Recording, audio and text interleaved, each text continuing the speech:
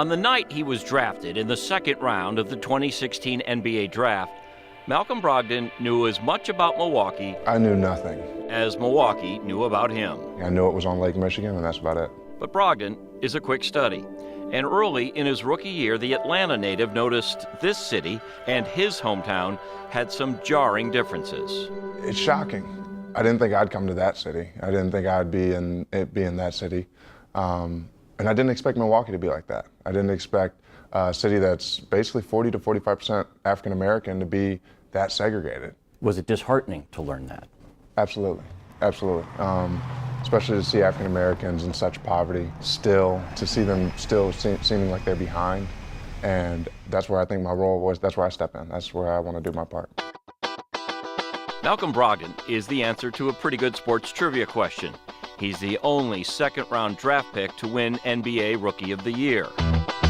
That night came, I didn't think I was going to win the award. For me, my life has always been people underestimating me. But I got my name called that night, and it was so gratifying. And to see the look on my mom's face, it was very special. But trust me, it's the only thing trivial about this soon-to-be 25-year-old. The vast majority of NBA players do not have college degrees, but Brogdon stayed at the University of Virginia to complete not only his undergraduate degree, but his master's in public policy. I am a role model, and I for sure am. There you go. Yeah. It's an off night for the Bucks, and Brogdon is on Milwaukee's north There you side go. with a group called Running Rebels, There we go. She wants to be a sports Give me some love. a nonprofit that uses hoops Good shot. as a way to set kids on the right path as citizens and as students. Are you good at math? Yes. Good. Keep that up.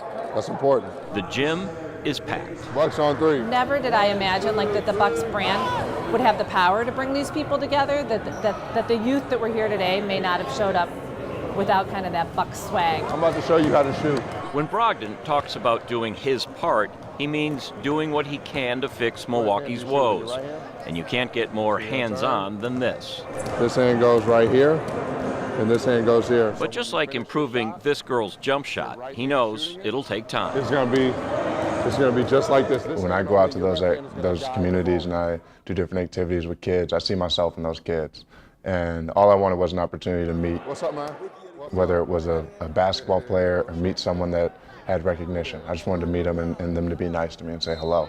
And if I can do that, I'm doing my part. I want to go out and do that. And when you get them one-on-one, you look them in the eye, do you have one message that you give? Yeah, don't listen to people that tell you no. You can do whatever you want if you work hard and you have faith. A lot of the time things won't fall into place. For me, I've had a lot of luck. I've had a lot of great timing. I've been really blessed. But I've also worked hard and I've had great family. And a lot of the time it can come together.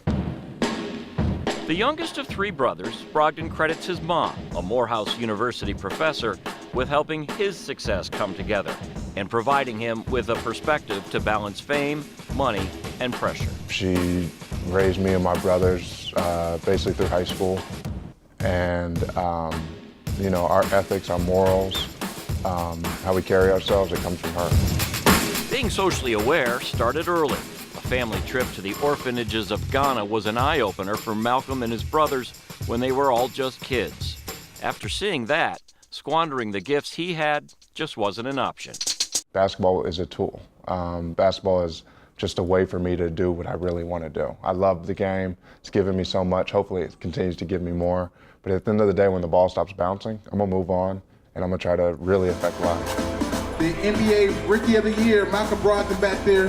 You deserved it. If you want to affect lives, it's smart to have a surplus of goodwill. What's up, man? And Brogdon seems to be filling a silo. Milwaukee is getting to know Malcolm Brogdon, and they like what they're learning. During a recent autograph session at a Milwaukee grocery store, fans lined up past the frozen pizzas, past the peas, and way back to the ice cream. For a signature, a selfie, or a shake with the player his teammates have nicknamed the Prez, a nickname Brogdon admits he likes a lot. Make no mistake, the Bucks are a team built around Giannis Antetokounmpo.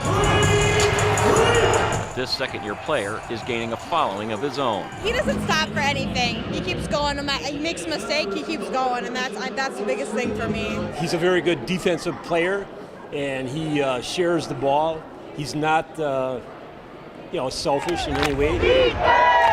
It's a fandom that is both noticed and appreciated. When you see a kid in a 13 jersey that says Brogdon on the back, it's amazing. It's amazing. It's still like in warm-ups. I was looking at guys yesterday.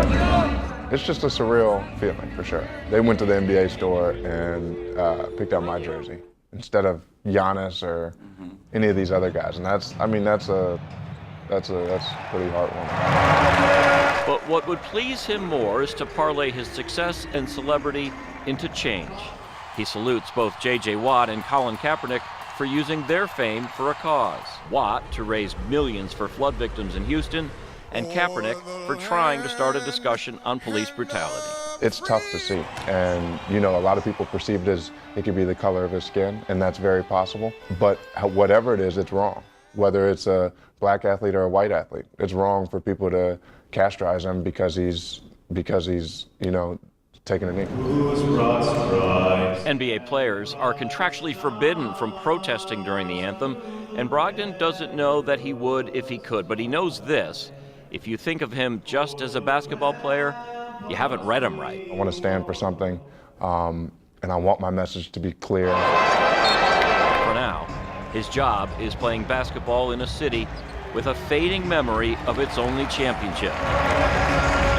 But he's learned something else about a place he once knew nothing about. It is a basketball town once again. This year, I've really been able to see the difference from last year to this year, and people are really coming out in forces to support us. We got the city behind us.